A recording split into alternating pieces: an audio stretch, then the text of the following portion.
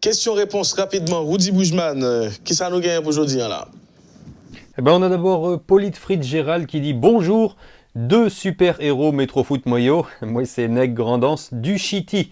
Moi félicitez-nous pour simplicité avec facilité nous fait analyse nous yo qui facilité analyse pam avec zamimio même si nous pas supporter même équipe.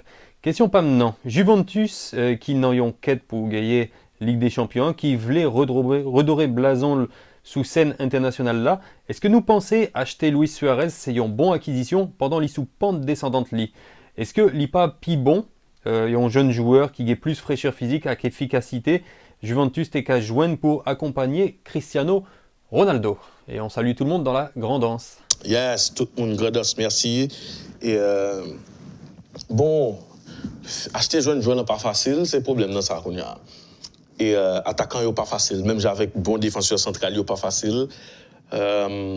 Presque tout attaquant ça gagne non so qu'on est les Mbappé qui jeune et les Havertz. C'est cher.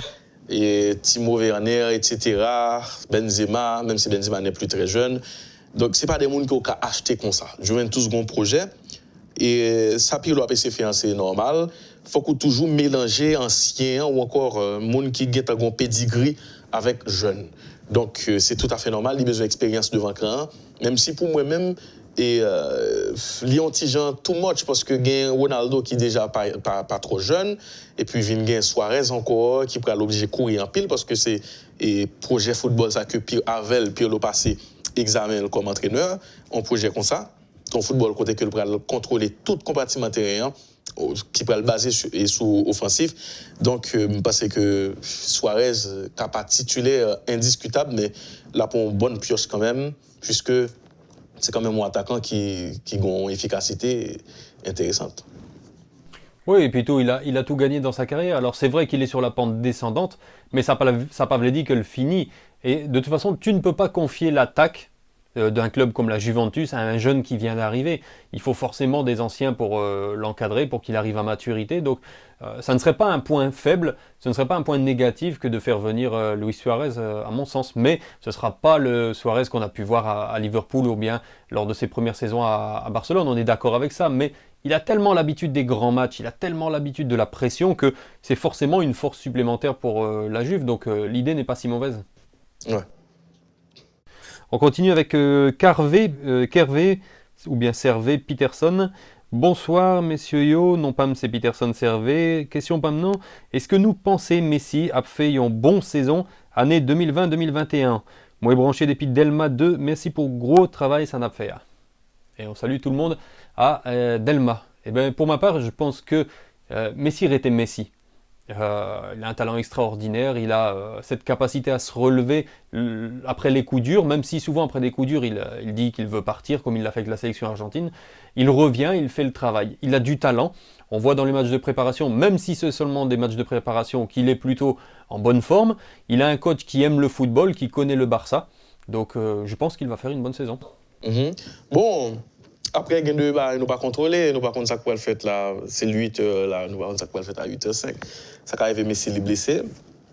Ça arrive tout que Messi pas fait une bonne saison et parce que par exemple l'année passée monsieur pas fait une grosse saison parce que ça monsieur fait moins de goals depuis le m'gonel et tout comme ça arrive monsieur crasé saison parce que son bête blessé, faut peur. Donc Messi blessé dans Fiatil et Messi t'en envie aller.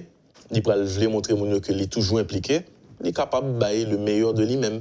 Mais après, nous ne pouvons pas connaître ce que le Pral fait une bonne saison. C'est toujours un gros joueur de football. Donc c'est après saison, on connaît si Messi fait une grosse saison. C'est comme ça. Ouais, bon, quand je dis il va faire une bonne saison, c'est un pronostic, hein, c'est pas une analyse. C'est vrai que le football est tellement imprévisible.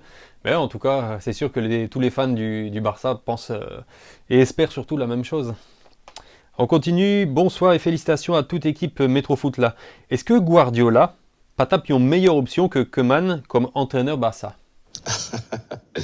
Et bon, merci pour la question, hein, mais sauf qu'il faut qu'on comprenne que pour Guardiola, le Barça, c'est de l'histoire ancienne. Ça veut dire qu'il n'est pas tourné dans le club ça en tant qu'entraîneur encore, et Guardiola a une seule parole.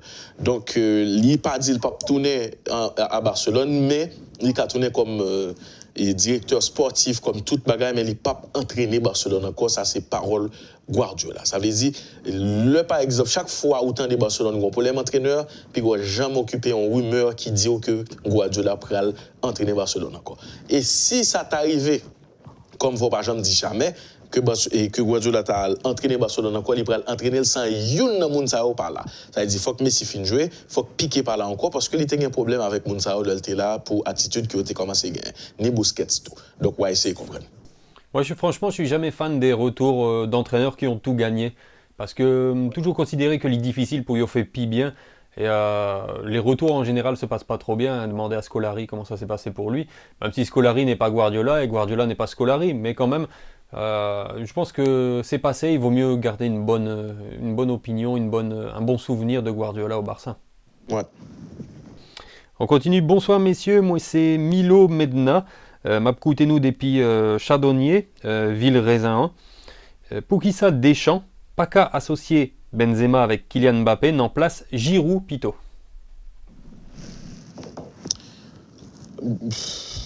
Bon, vas-y. Bon, il y a plusieurs soucis. D'abord, l'affaire de la sextape avec Valbuena a jeté un froid sur sa carrière en équipe de France. Ensuite, deuxième point, c'est qu'il avait déclaré que Deschamps avait cédé à une partie raciste de la France en ne sélectionnant aucun joueur d'origine du Maghreb. Donc, c'était sous-entendre que Deschamps était donc raciste. Il y a eu des tags sur les murs de la maison de Didier Deschamps, beaucoup de harcèlement, il ne lui a jamais pardonné. Bon, ensuite, c'est vrai que sportivement parlant, Benzema dans son club fait de très grandes choses. Mais faut que nous songions quand même que lorsqu'il était dans l'équipe de France, ça n'était pas si bon que ça. Ça veut dire que le Benzema que je vois au Real Madrid, je l'ai que très rarement vu en équipe de France. Et durant le Mondial 2014 par exemple, Benzema n'a pas été si brillant que ça. Donc la France ne gagne pas le Mondial 2014 avec Benzema titulaire, mais le gagne avec Giroud en 2018. Alors même si nous d'accord pour dire que Giroud n'est clairement pas du niveau de Benzema, qui ça est capable de reprocher avec un coach qui remporte des matchs, qui remporte des titres? Malheureusement, on peut reprocher, ouais, c'est vrai, la qualité de jeu, le choix des joueurs, tout ça, mais tant qu'il gagne, il n'y aura pas grand-chose finalement qui pourront le toucher. Donc je pense que Benzema en équipe de France, tant que Didier Deschamps sera là, c'est terminé. Et en plus, comme Didier Deschamps est supposé faire également l'Euro 2021 et la Coupe du Monde 2022, Benzema pourrait peut-être revenir si Didier Deschamps part en 2023. Ça lui donnerait quand même 3 années de plus et on ne sait pas à quel niveau il jouera à cette période-là. Donc je pense vraiment que Benzema et l'équipe de France est parti pour être terminé.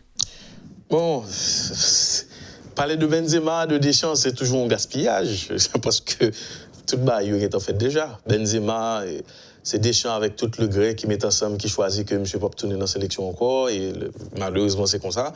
Est-ce que Deschamps raciste? Nous pas connaît. Et est-ce que le CD a un parti raciste de la France? Peut-être. Et ça t'a fait monsieur mal que Benzema dit ça. C'est peut-être ça qui mettait Benzema dehors net dans la bataille. Donc après ça, c'est injuste parce que le nous regardons monsieur les Rabiot qui crachait sous l'équipe là parce que monsieur était il était mis comme réserve, il était choisi par aller. Benzema va jamais faire ça. Donc, Deschamps fait le tournoi personnel, mais bon, c'est du passé. Benzema va pas jouer pour France encore. Ça nous claire tout ça. Donc, c'est pas on va qui pour jouer avec sport, mais c'est surtout on va que Deschamps prend de façon personnelle en situation que monsieur prend très mal comme sélectionneur et puis il fait ça nous les abus de pouvoir là, mais nous pas changer rien, quelle que soit la position moun pral prendre sur ça.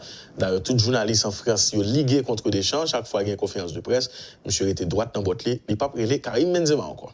Et bien voilà, c'est sur cette note que nous mettons fin à cette émission. Nous souhaitons que nous t'ayons fait plaisir. Je veux dire, nous t'ayons parlé de belles sujets. Si tu as raté l'émission, on va regarder le demain matin à 7h et on va regarder le demain après-midi tout à 4h. Audi Boujman, le dernier mot. Yeah, Grégory, merci en pile pour travailler ça, pour l'émission 1. C'était un plaisir pour moi de présenter Métro Foot avec vous. Merci à tout le monde qui rend l'émission ça possible dans ce staff-là, parce que c'est pas seulement Grégory avec Rudy. Et puis tout, bon, aujourd'hui, même si nous pas de guet trop de temps et nous pas de cas présenter un buzz et puis plus de questions, pas hésiter à aller sur Facebook et puis écris-nous. Et puis on a toujours essayé les messages nous yo. Me remercier nous tous pour fidélité nous et me souhaiter nous une bonne semaine. Et puis pour me terminer avec Grégory Bleuciel et Rudy Brugman, nous pas seulement garde football, on va comprendre les tout. Yes, on va comprendre les tout. Bye bye tout le monde, merci, bon week-end et puis à la semaine prochaine.